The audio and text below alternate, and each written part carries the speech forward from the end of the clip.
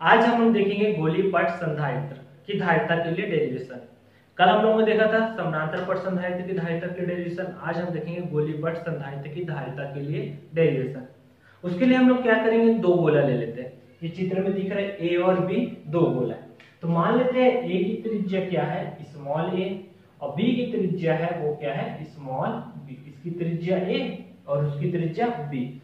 अब क्या कर रहे हैं, जब हम ए को प्लस क्यू आवेश देंगे, इसको पूरे को प्लस क्यू आवेश देंगे, तो बी के निकटवर्ती तल में कौन सा आवेश प्रेरित हो जाएगा, माइनस आवेश। यहाँ पर माइनस आवेश प्रेरित हो जाएगा और बाह्यवर्ती तल पर प्लस आवेश, क्योंकि इसका संबंध हम क्या करते हैं, पृथ्वी से कर देते हैं। तो धनात्मक आवेश क्या हो जाता है, पृथ्वी पर चला जाता है। ठीक है, अब हम लोग को थ्योरी में क्या लिख लिए, माना ए और बी दो गोला है। जब ए की त्रिज्या स्मॉल ए और बी की त्रिज्या स्मॉल बी है, जब ए को प्लस क्यू आवेश दिया जाता है तो उसके निकटवर्ती तल पे प्लस आवेश और बी के निकटवर्ती तल पे माइनस आवेश और दूरवर्ती तल में क्या हो जाता है, प्लस क्यू आवेश प्रेरित हो जाता है। क्योंकि बी का संबंध पृथ्वी से कर देते, इससे संपूर्ण धन आवेश पृथ्वी में चला जाएगा। अब हम आते हैं ए के तल पर स्वयं के कारण विभव। सबसे पहले डेरिवेशन वहीं से चालू करेंगे। ए के तल पर स्वयं के कारण विभव। विभव का हम क्या सूत्र जानते हैं, v इक्वल टू, क्या पढ़े हम लोग, विभव बराबर v equal to 1/4 pi epsilon 0 के q अपॉन r, यानी दूरी। तो a का दूरी क्या है, स्मॉल a है, तो ये हो गया स्मॉल है, और इसमें कौन सा चार्ज था, प्लस, तो ये पूरा क्या हो गया, प्लस। अब b पर कौन सा आवेश है, माइनस q आवेश, तो हम लोग b के लिए निकाले। b के अपने आवेश के कारण आंतरिक तल पर प्रेरित, b के गोले b के आंतरिक तल पर प्रेरित माइनस q आवेश के कारण विभव। अब क्या होगा, इसका विभव b पर आंतरिक तल के कारण विभव, इसको अपन मान लेते हैं VB के लिए निकाल रहे, इसको हम मान लेते हैं VB।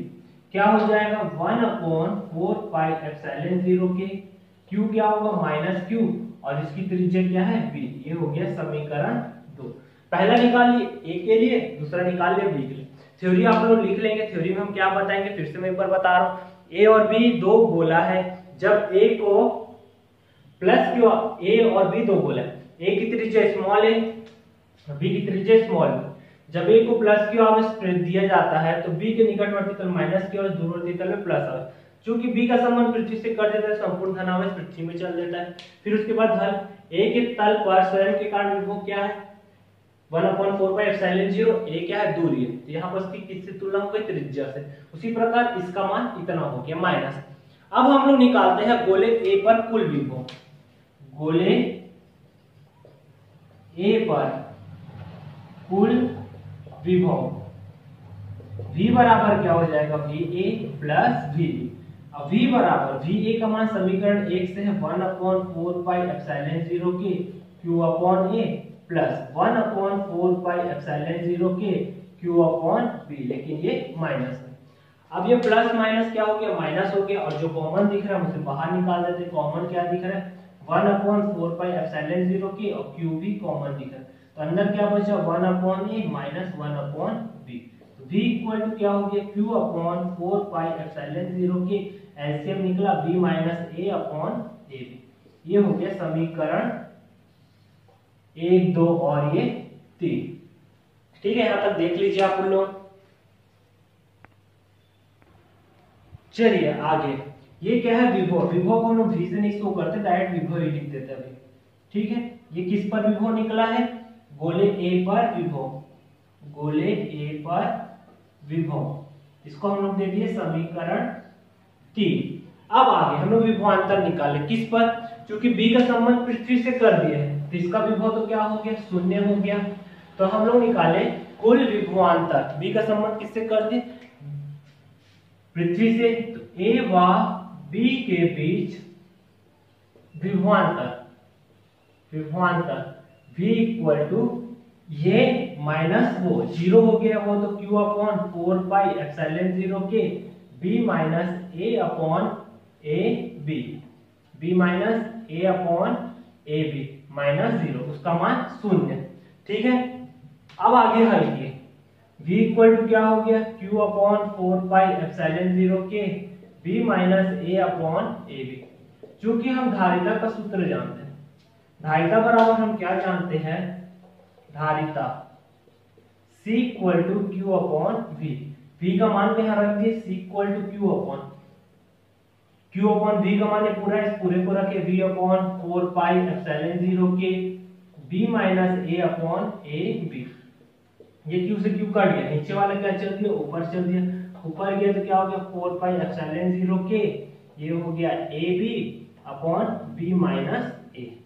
अब आगे क्या कर सकते हैं, इसको थोड़ा मैं जमा के लिख ली, इधर मैं थोड़ा रफ कर रहा हूं।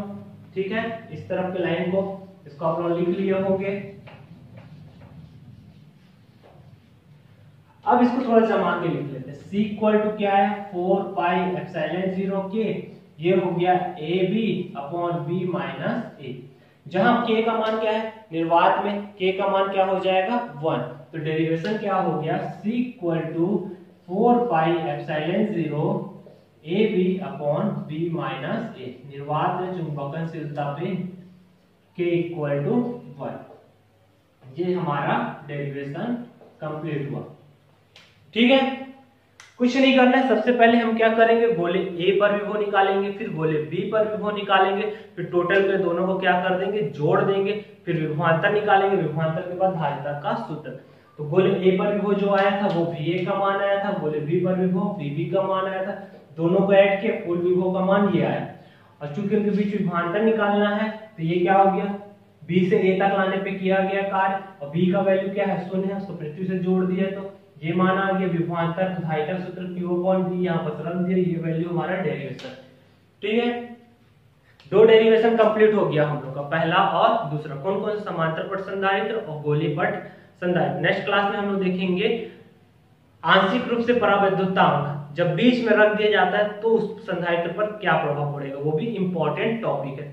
तो चलिए हम लोग मिलते हैं नेक्स्ट क्लास में आगे के टॉपिक को लेकर। उससे पहले आप लोग से एक और बात कि आप लोग क्लासेस अच्छी लग रही होगी तो चैनल को सब्सक्राइब कीजिएगा और फ्रेंड्स से ज्यादा से ज्यादा शेयर कीजिएगा। Okay, thank you, bye.